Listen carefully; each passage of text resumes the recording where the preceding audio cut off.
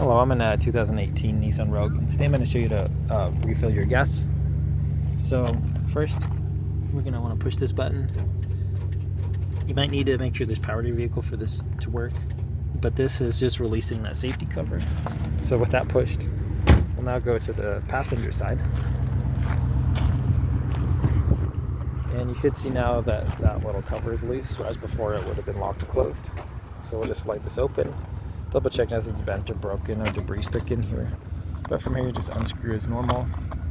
And then if you're at the gas pump or with your gas can, you'll just stick in, fill in as normal. I recommend like a regular unleaded. I'd probably use like an 87, something like that. But fill as needed.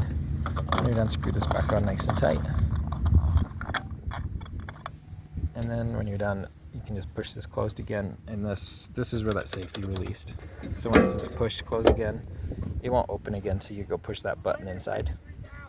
But I hope this is helpful. Hope you have a wonderful day.